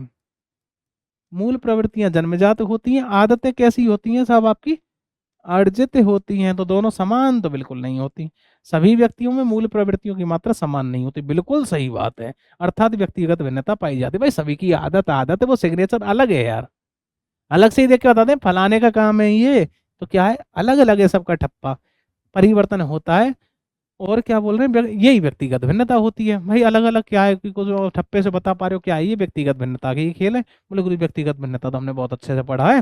बोले गुरु जी ठीक है। तो ये हो गया सब मूल प्रवृत्तियों का आपका खेल। इसके अलावा एक और होती है रुचि और अभिरुचि, ये शब्द और याद रख लेना। अभिरुचि। तो अभिरुचि आपकी कैसी होती है? जन्मजात। अभिरुचि जन्मजात होती है, जबकि रुचि कैसी होती है? रुचि होती है आपकी अर्जित होती है। बोले गुरुजी ठीक है, समझ गए, बहुत अच्छा है। प्रश्न संख्या 74 का सॉल्यूशन हो गया। 75 अपना वाला नहीं है भाई। ओके सर, ठीक है, अगली वाली स्लाइड लगाते हैं, मिलो 1 मिनट में।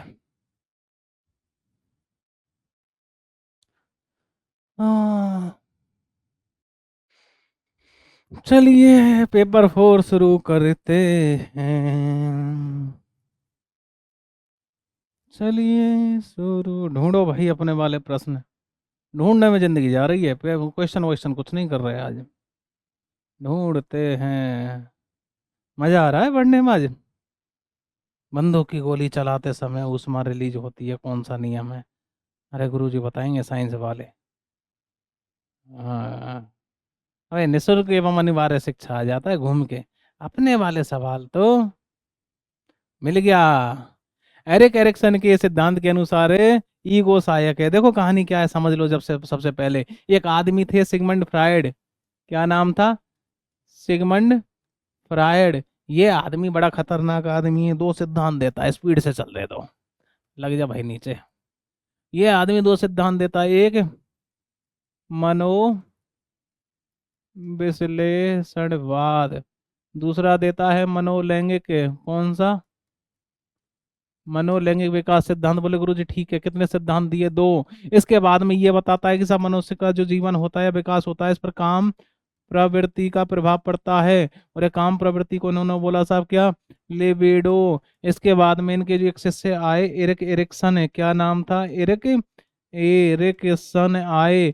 ये बोलते हैं गुरुजी देखो ऐसी बात है, ये लिबिडो वेबिडो और आप ये ऑडिपस इलेक्ट्रा में तो ये तक बोल रहे हो कि बच्चे में बधियाकरण की समस्या पाई जाती है लड़कों में, उनको लगता है उनके पिताजी इनका लिंग कटवा देंगे, इसलिए ये अपने पिता से नफरत करते हैं। ऐसी ऐसी गंदी गंदी बातें बोल रहे हो गुरुजी, अपमानजनक, घर वालों के सामने बोले तो जूते पड़े। इन्होंने बोला गुरुजी हम जूते नहीं खाएंगे, हम करेंगे सामाजिकता से काम। इन्होंने पुस्तक लिखी childhood and society, CHILDHOOD DANDSOCITY ऐसे करके बचपन और समाज पुस्तक लिखी। इसके अंदर बोले कि मनुष्य केवल और केवल जैविक प्राणी नहीं है जो काम काम के पीछे लगा रहेगा, ये सामाजिक प्राणी भी है।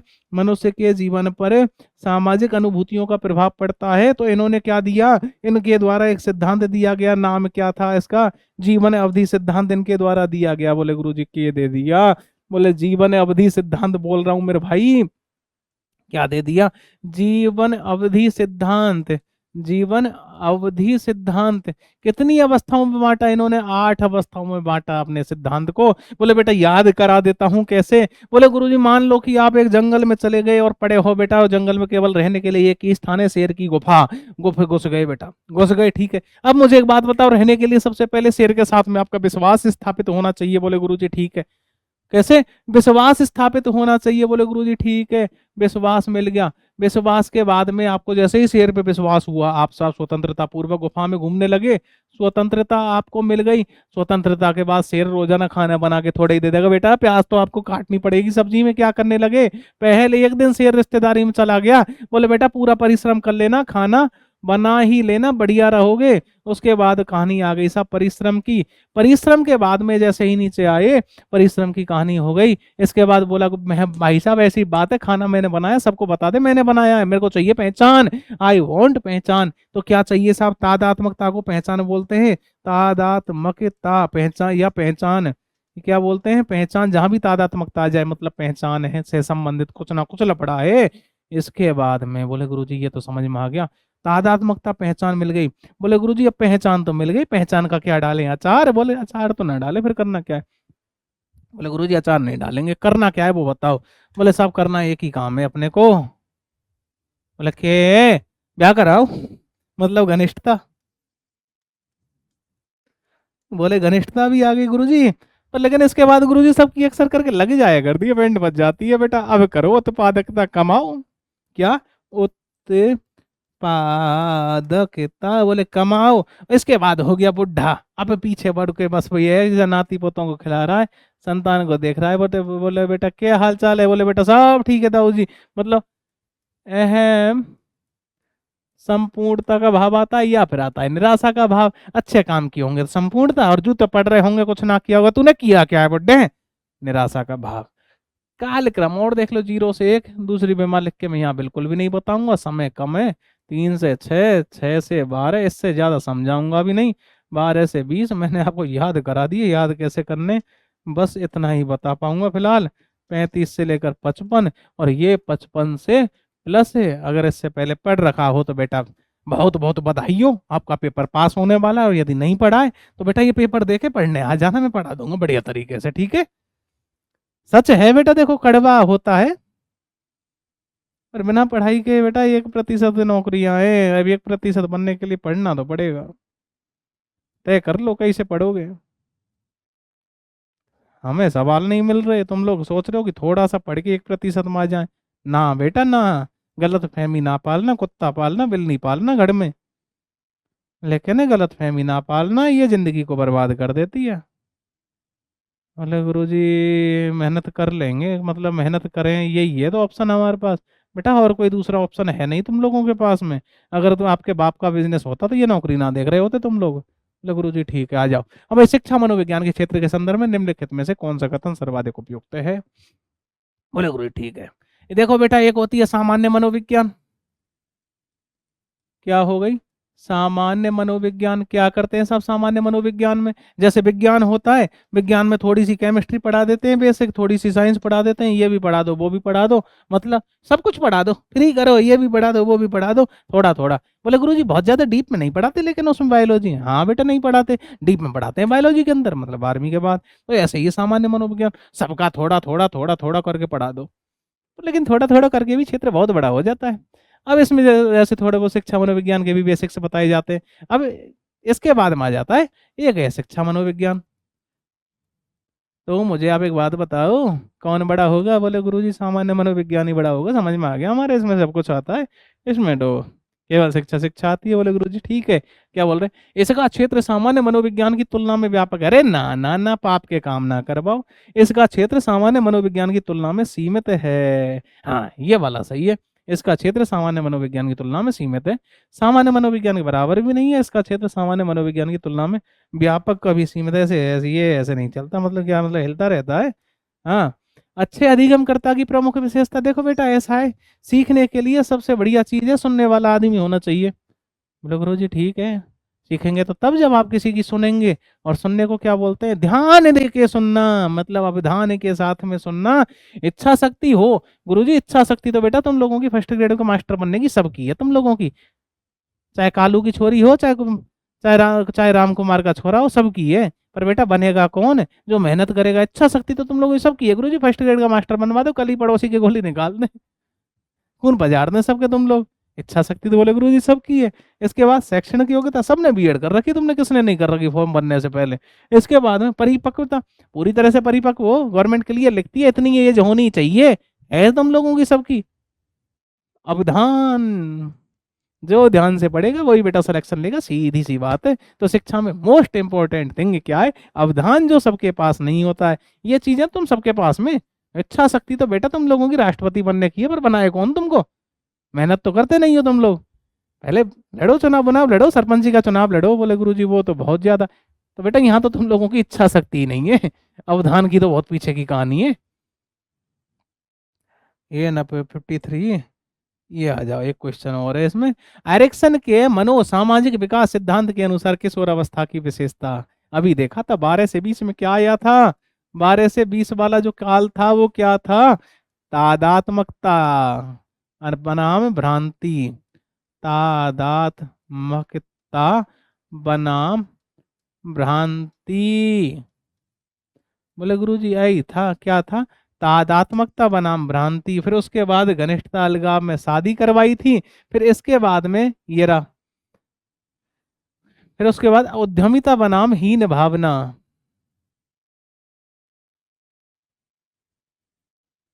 ये थी आपकी फोर्थ स्टेज। सृजनात्मकता बनाम ठहराव, ये था आपका सेवेंथ स्टेज। ये था आपका एट्थ स्टेज। ये था आपका फिफ्थ स्टेज। बाकी के आगे के याद कर लेना।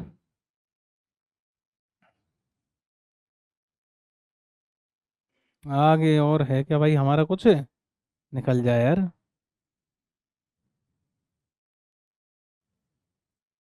इस्माइल कार्यक्रम हम ना पढ़ाएंगे, रजत गुरु जी नाराज हो जाएंगे। पोस्ट कौर, हाँ ये बता देता हूँ, लूथर को बता देता हूँ मैं, हेनरी फेवल को ही नहीं बताऊंगा। ये हेनरी फेवल ने POCCC ऐसे करके कुछ दिया था ना, planning organisation command control and coordination, ऐसे ही तो था ना। अरे समझात अंगों के उदाहरण, अरे समझात अंगों के उदाहरण गुरु जी बताएंगे साइंस वाले। हाँ हाँ हाँ, संस्थागत नियोजन है रे, मैनेजमेंट वाले, मैनेजमेंट का सवाल दिखता है हमें बस, मनोविज्ञान का सवाल ही नहीं। हाँ मिल गया, ये रहा। पियाजे के अधिगम के संज्ञानात्मक सिद्धांत के अनुसार वह प्रक्रिया जिसके द्वारा संज्ञानात्मक संरचना को संशोधित किया जाता है। क्या बताया था मैंने, अनुकूलन एक शब्द बताया था। क्या बताया था, अनुकूलन। अनुकूलन कितने प्रकार से होता है, एक तो आत्मीकरण, और नंबर 2 जो तरीका है वो है समायोजन। जब भी आपको अनुकूलन करना है, वातावरण के साथ में समायोजन स्थापित करना है, तो आपको क्या करना होता है, कुछ ना कुछ वातावरण से सीखना है, कुछ ना कुछ अडेप्ट करना होता है। अब शुरुआत में बच्चे के दिमाग में कुछ नहीं है, जो आ रहा है सीधा जा रहा है, आत्मीकरण। लेकिन अगर आपके दिमाग में कुछ आ गया, उसके बाद में पता चला कि नहीं यार, पहले जो कॉन्सेप्ट बनाया था ये वाला गलत था, फिर पुराने कॉन्सेप्ट में परिवर्तन करके अगर आप नया कॉन्सेप्ट दिमाग के अंदर डाल रहे हो। पहले लगता था डोरेमोन ही सच है बेटा, डोरेमोन को आप सब सजीव कहानियों में गा लिए, उसके बाद पता चला कि बेटा यह तो झूठ बोल के चुतिया कट गया अपना। तो उसके बाद में आपने अपने विचार में परिवर्तन किया, डोरेमोन जैसी कोई चीज नहीं है बेटा, पढ़ाई लिखाई पे ध्यान लगाओ, मास्टर बन गए तो जिंदगी कट जाएगी, वरना बर्बाद है, कुछ नहीं है। पापा कब तक कमा के देंगे। फिर उसके बाद 2 दिन बाद पापा ने भी जूते मारे, और भी ज्यादा विचार निकल गए भाई साहब। नौकरी लगने के बाद में पता चला कि आपके घर में आप 2 भाई बहन थे, सॉरी 2 भाई थे, आप जॉब लग गए, छोटे वाले नहीं लगे। अब घर वाले आपकी तरफ यूं तिरछे तिरछे देखते हैं भाई साहब, और भी व्यवहार बदल गया। मतलब समय के साथ में अब तक लगता था केवल घर वाले अपने, फिर उसके बाद थोड़ा सा यार मामला कुछ तो है यार, 2 में से एक तो फेवरेबल होता है। चीजें समय के साथ में बदलती हैं, और जो थोड़े दिन पहले बोलते थे ना कि मेरे जैसे माता पिता किसी के नहीं, मैंने लोग गाली देते देखे हैं भाई साहब। पर लेकिन ये आपकी मूर्खता है। बैलेंस आपको बिठाना, जो व्यक्ति समायोजन स्थापित कर पा रहा है वही, समायोजन जो व्यक्ति स्थापित कर पा रहा है वही व्यक्ति मामला सेट कर सकता है। समायोजन आत्मीकरण से या तो नया ज्ञान ग्रहण कर लो या फिर पुराने में परिवर्तन कर लो। अब नया ज्ञान ग्रहण कैसे किया कि साहब पहले आप कहीं जाते थे या कुछ करते थे कि साहब हम ये वाला काम कर देंगे तो इसके बाद तो समस्याएं खत्म हो जाएंगी। बोले गुरु जी ठीक है। या फिर पहले आप कहीं जाते थे हम बैठना बंद कर देंगे, आपने अपने जो दिमाग में ज्ञान था उसमें संशोधन कर दिया कि सब बैठना ही बंद है। समायोजन। तो भैया ऐसी बात है, नए पुराने ज्ञान में यदि परिवर्तन हो रहा है तो क्या होगा, समायोजन है। बोले गुरुजी बहुत ठीक है, क्या बोला है, जिसके संज्ञानात्मक संरचना को संशोधित किया जाता। बोले गुरुजी समायोजन है। स्कीमा क्या है, स्कीमा जितना भी ज्ञान आपने आज तक ग्रहण किया सब स्कीमा है, ज्ञान के पैकेट्स आपके दिमाग में पड़े स्कीमा। और अगर पैकेट्स को कोई समस्या को सॉल्व करने के लिए क्रम से जमा दिया जाए तो स्कीम्स कहलाता है। समावेश या परिचायक, असिमिलेशन मतलब आत्मीकरण, ये रहा समावेश या परिपाक या असिमिलेशन मतलब आत्मीकरण, इसी को बोलते हैं बेटा आत्मीकरण। जैसा आया उठा के सीधा अंतर कर लिया, असिमिलेशन, अकोमोडेशन, समायोजन, ये ठीक है प्रत्यक्षण है। जो भाई आगे अगला सवाल ढूंढने में जिंदगी जा रही है बस। पोस्ट गौरव कितनी बार पूछोगे गुरुजी। SIQ state initiative for quality education है, माता पिता संरक्षक की जिम्मेदारी, धारा 10 में होती है गुरुजी, 11 में आंगनवाड़ी वाला मामला है। अरे मिल जा भाई। मारवाड़ का भोला बिसरा नायक राव गांगदेव कुछ ऐसे ही था ना, ये क्या चंद्रसेन बोलते हैं।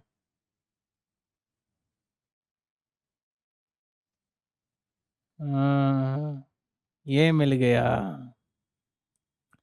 रॉबर्ट कहने के नियम के अनुसार कौन सा वाला सही है, देखो सीधा बता देता हूँ इस सवाल में, पीछे से लेके चलना, जो पीछे के मामले में अनुगमन कर रहा हो वो सही है। संकेत अधिगम,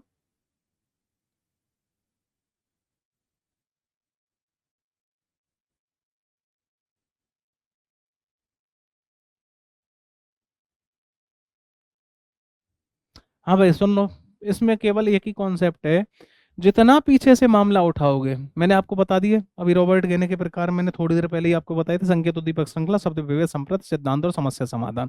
अनुगमन पीछे की साइड से लेके चलना, वेस्ट से वेस्ट आंसर, क्योंकि होता कैसे देखो, जैसे संकेत और उद्दीपक है, संकेत और उद्दीपक, तो कोई भी संकेत आपको क्रिया करने के लिए प्रेरित करता है तो संकेत में और उद्दीपक में बहुत ज्यादा अंतर नहीं होता है। लेकिन जैसे ही आप पीछे वाले मामले में पहुंचोगे तो पीछे वाले मामले में पहुंचने के बाद में चीजों में परिवर्तन आना शुरू हो जाता है। तो इसलिए जो भी आंसर उठाओ बेस्ट से बेस्ट पीछे से पीछे का उठाना। क्या ये रहा, नियम अधिगम, समस्या समाधान अधिगम का अनुगमन करता है, मामला खत्म। ठीक है, बोले गुरु जी ठीक है। अगला सवाल ढूंढो भाई। अगला सवाल है आपका ये रहा, मैस्लो। मैस्लो साहब एक बहुत बढ़िया आदमी है, दो आदमी है मानवतावादी। देखो एक मानवतावादी संप्रदाय, मानवतावादी संप्रदाय, मनोविज्ञान का तीसरा बल इसको बोलते हैं, क्या बोलते हैं इसको, तीसरा बल इसे बोला जाता है मानवतावादी संप्रदाय को। दो आदमी है, एक तो मैस्लो, एक तो मैस्लो और दूसरा कौन है, कॉल रोजर्स। कॉल रोजर्स एवं अब्राहम मैस्लो, ये हैं साहब इसके जनक, ये कौन है इसके समर्थक। मैस्लो ने क्या दिया साहब, एक आवश्यकता पदानुक्रमिक सिद्धांत दिया,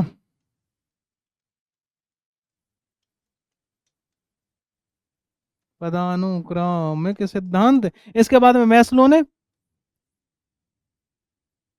सॉरी वो कार्ल रोजर्स का अनुभवजन्य सिद्धांत, अनुभव जन्य सिद्धांत इनके द्वारा दिया गया। मैस्लो ने साहब कितनी आवश्यकताएं बताई, मैस्लो ने दी साहब आवश्यकताओं की हायरार्की बताई, एक लिस्ट बताई बहुत बढ़िया तरीके से, ऐसे बताया, एक वो बनाया ट्रायंगल, और ट्रायंगल में लो चलो ये खत्म करके अगले सवाल में थोड़ा सा 1 मिनट रुकेंगे। हाँ भाई एक ऐसे ये ट्रायंगल, ये एक ट्रायंगल बनाया इन्होंने। सबसे पहले शारीरिक आवश्यकताओं को इन्होंने सबसे निम्नतम स्थान दिया, शारीरिक स्थान, शारीरिक, इसके बाद सुरक्षा की आवश्यकता, स्नेह, सम्मान और अंत में आत्म सिद्धि। तो सबसे जो निम्न स्थान दिया शारीरिक आवश्यकता को दिया या दैहिक आवश्यकता को दिया गया, जबकि सबसे जो उच्च स्थान दिया गया आत्म सिद्धि की आवश्यकता को दिया गया। बोले गुरुजी ठीक है, और चीजें बताइए, इतना तो हमें पता है, याद करने का तरीका बताइए। बोल बेटा बेटा बोला, देखो सीधी सी बात ये, जंगल में पड़े हुए हो, पेट में कुछ नहीं है, खाली है, तो क्या शेर आए और अगर आपको खा जाए तो क्या परवाह होगी? बोले गुरुजी ऐसी जिंदगी से तो मरना ही बढ़िया है। बिल्कुल पेट खाली है, यूं घुटू दे रखे, बिल्कुल घुटने दे रखे पैर पेट में, ये स्थिति है। बोले गुरुजी पहले शारीरिक आवश्यक, अब बेटा सपोज करो आपके पेट में खाना आ गया, मतलब आपकी शारीरिक आवश्यकताओं की पूर्ति हो गई। अब शेर यदि आपको खाना चाहो तो आप उसके मुंह में जाना चाहोगे? अरे गुरुजी पैरों में दम, ऐसे कैसे चले जाएंगे? उसके बाद आप अपनी सुरक्षा करोगे। बोले गुरुजी ठीक है, खाना भी मिल रहा है, सुरक्षा भी हो गई, अब कोई टेंशन नहीं, अब बैठे हैं गुरुजी थाली खोपड़ी को जा रहे हैं। बोले गुरुजी कुछ करवा दो। मतलब प्रेम चाहिए है अब क्या चाहिए? प्रेम। अब दो चार व्यक्ति आसपास आए, अब दो चार व्यक्ति आसपास आए तो सुप्रीमेसी किसको पसंद नहीं? इनमें से चाहिए सब, इनसे इसको सम्मान है, इज्जत चाहिए, इज्जत। अब इज्जत भी मिल गई बेटा, इज्जत से भी परेशान है। वही वाली बात है कि हम पहले सब ठीक है, हम गुरुजी थे, अब गुरुजी बनने के बाद सब 50 लोग हमें जानते हैं, वो बहुत ज्यादा इज्जत देते हैं। अब दिन में 15 फोन आ जाएं तो भाई साहब 15 फोन के मारे हमारी हालत खराब हो जाती है। तो उसके बाद मिलती है आत्म सिद्धि। और जो ओरिजिनल है, ये याद करने का तरीका ये, इसकी जो पूरी पूरी डिटेल्स है बता नहीं सकते बेटा, समय का अभाव है, बस ये समझ लो, पीछे आ जाओ, बहुत आत्मा को रोक रोक के समझा रहा हूं मैं। हाँ भाई, ये मैस्लो के द्वारा मानवीय अभिप्रेरणा को समझाने के लिए आधारभूत आवश्यकताओं के 5 वर्ग बताए। बिल्कुल सही बात है, अभी पढ़े हमने। उसमें शरीर, सबसे पहले शारीरिक सुरक्षा, शारीरिक सुरक्षा, स्नेह है, और उसके बाद 5वीं अवस्था ये उपलब्धि की आवश्यकता किसने दिया गया? डेविड सी मैक्लीलैंड के द्वारा उपलब्धि अभिप्रेरणा सिद्धांत दिया गया। कौन? डेविड सी मैक्लीलैंड। डेविड सी मैक्लीलैंड के द्वारा उपलब्धि अभिप्रेरणा सिद्धांत दिया, डेविड सी मैक्लीलैंड के द्वारा उपलब्धि अभिप्रेरणा सिद्धांत को दिया गया। बोले गुरुजी ठीक है, अगला सवाल ढूंढ लेते हैं। ये तो हो गया भाई, ढूंढो भाई अगला वाला, खुल जा। मैस्लो तो पढ़ लिया तुम लोगों ने। अच्छा, मैस्लो की थ्योरी पता है, बहुत फेमस थ्योरी है, हल्की थ्योरी मत लेना इसको। ये मैस्लो की थ्योरी साइकोलॉजी में पढ़ रहे हो तुम लोग, जीवन के हर पहलू पर काम आने वाली वो थ्योरी है। इसको अब कुछ दिन पहले ऐसे ही चल रहा था, तो एक ने बताया गुरुजी अब मैस्लो की थ्योरी में, कहाँ से सुना? गुरुजी सुना कहीं से भी हो बता दो बस में के। वो बंदा मैनेजमेंट से संबंधित है, एमबीए वाले लोग, इनको मैस्लो की थ्योरी समझनी पड़ रही है। मैस्लो की थ्योरी बहुत क्रांतिकारी है। यदि ये अभिप्रेरणा के सिद्धांतों में मुख्य रूप से देखा जाए, तो जो मैस्लो की थ्योरी है, ये अभिप्रेरणा के सिद्धांतों में आती है। इसमें अभिप्रेरणा के सिद्धांतों में, कि कोई भी जो क्रियाएं होती हैं ये आपको कार्य करने के लिए प्रेरित करती है, किसमें? अभिप्रेरणा के सिद्धांतों में। तो शिक्षण अधिगम में मनोविज्ञान के महत्व के संबंध में निम्न में से कौन सा कथन सही नहीं है? वो कि मतलब जो मनोविज्ञान नाम की जो चीज है, शिक्षण अधिगम में कहाँ काम आवे, काहे चीज के काम आवे, ये पूछ रहे हो सीधो सीधो। बोले विद्यार्थी को जानने में सहायक, बिल्कुल सही बात है, सब इसीलिए करते हैं कि मास्टर को पता रहे कि भैया देख विद्यार्थी सीखता कैसे है, इसकी बुद्धि कितनी बड़ी है, क्या किया, मतलब क्या क्यों कैसे, सबका जवाब। विद्यार्थी को स्वयं को जान, सॉरी शिक्षक को स्वयं को जानने में सहायक। ऐसा तो है नहीं कि बच्चे को सब 5 सब्जेक्ट, तो आप हिंदी इंग्लिश गणित विज्ञान साइंस जो भी ये सारी चीजें पढ़ा रहे हो वो तो पढ़ा ही रहे हो, बच्चे को पढ़ाने लग गए मनोविज्ञान की, बेटा ऐसा है तू मनोविज्ञान पढ़ ले। बोले गुरुजी इससे क्या होगा? तुझे पढ़ना कैसे ये पता रहेगा। बच्चे की हालत खराब कर दी। इसलिए मनोविज्ञान बच्चे को नहीं पढ़ाते, मास्टर को पढ़ाते हैं, बेटा तू सीख, इसके बाद पढ़वाएंगे तेरे से हम, बच्चे ऐसे ना पढ़वाएं तेरे से। मतलब तू क्या चाहता है कि तू ऐसे कहीं भी जाएगा यूं झंडे गाड़ते हुए पहुंचेगा और तू बच्चे पढ़ा देगा? ना बेटा, ना ना ना, ये ना करने देंगे। मनोविज्ञान पढ़ाते हैं मास्टर को, अब मास्टर क्या करेगा? इससे बच्चे को जानेगा, इसके बाद में शिक्षक को स्वयं को जाने, खुद को जानेगा भैया मैं क्या कर रहा हूँ, कैसे कर रहा हूँ। इसके बाद में जो भी अधिगम प्रक्रिया होगी इसको डिजाइन करेगा मनोविज्ञान के हिसाब से, बच्चे ऐसे सीखते हैं, ये करना चाहिए मुझे, तो प्रभावी अधिगम प्रक्रिया में सहायक, शिक्षक की व्यावसायिक वृद्धि में सहायक। अब बेटा एक बात बताओ, यदि मास्टर और अच्छा पढ़ाएगा, मैं कल को और अच्छा पढ़ाऊंगा, तुम लोग बोलोगे गुरुजी हमें पढ़ाओ, बोले गुरुजी बिल्कुल। आप मुझे पैसा भी दोगे, बोले गुरुजी बिल्कुल देंगे। इससे क्या होगा? मैं पैसे वाला बन जाऊंगा, बोले गुरुजी बिल्कुल बन जाएंगे। तो क्या हुआ, मेरी व्यावसायिक वृद्धि हुई कि नहीं हुई? बोले गुरुजी बिल्कुल हुई। मतलब मेरे, वही है, वही वही वही। तो क्या हो गया? 1 2 3 4, बहुत उल्टे करके ऑप्शन लिखे हैं, 1 3 तो ऐसे कौन लिखता है भाई? और देख लो भाई, आ जाओ, निकला, निकला। हमारे तो सवाल ही नहीं मिल रहा भाई, बड़ी बेइज्जती वाली बात हो रखी है ये।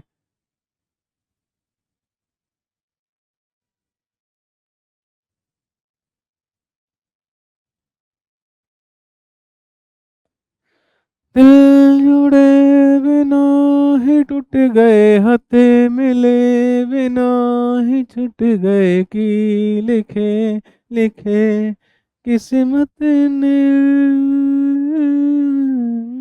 हाँ भाई, सवाल खत्म हो गए। ठीक है, तो साथियों बढ़िया से एग्जाम दो, अच्छे से एग्जाम दो, पूरी मेहनत से एग्जाम दो, तसल्ली से देना। एक नंबर बात, ओएमआर को पहली बार में मत भर देना, वरना बाद में ये ना बोलना गुरुजी एक सवाल से रह गए। बेटा दोबारा में तसल्ली से बनना। एक के बोले गुरुजी ये भी ठीक है।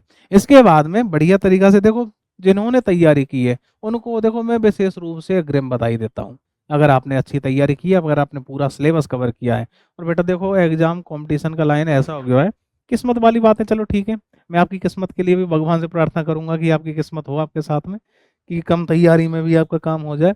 लेकिन जिसने सिलेबस पूरा नहीं किया ना बेटा, वो तो जिंदगी में कभी आस रखना मत, क्योंकि नौकरी कितनी है, 1% है, और ये अटल और कड़वा सत्य है, स्वीकार करना पड़ेगा। इसके हिसाब से मेहनत करनी पड़ेगी। बढ़िया तरीके से एग्जाम दो। आपके एग्जाम के लिए मैं आपको शुभकामनाएं देता हूं, आपके सिलेक्शन के लिए अग्रिम शुभकामनाएं देता हूं।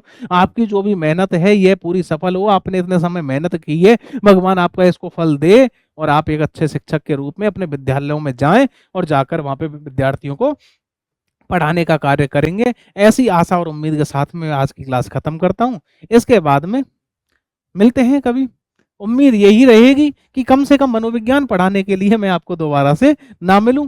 लेकिन यदि मिलते भी हैं, और अगर आपने कोई कमी रखी हुई है बेटा, अगर दोबारा मिलते हैं तो अगली बार अच्छे से मेहनत करना, जिससे कि उससे अगली बार तो कम से कम हम लोग ना मिले। क्योंकि देखो ये मुझे चलो पढ़ाना है, आपको पढ़ना है, पर लेकिन सच ये है बेटा, मजबूरी में पढ़ रहे हैं, कोई शौक ना तो आपको पढ़ने का कोई शौक है। पढ़ाने का मुझे शौक हो सकता है, लेकिन मेरी जरूरत भी है बेटा, दोनों चीजें हैं। मुझे भी पैसा कमाना है, सीधी सी बात है। तो ये सारी चीजें आदान प्रदान तो देखो मार्केट का एक अटल सत्य है, इसमें कोई भी दो राह की बात नहीं है।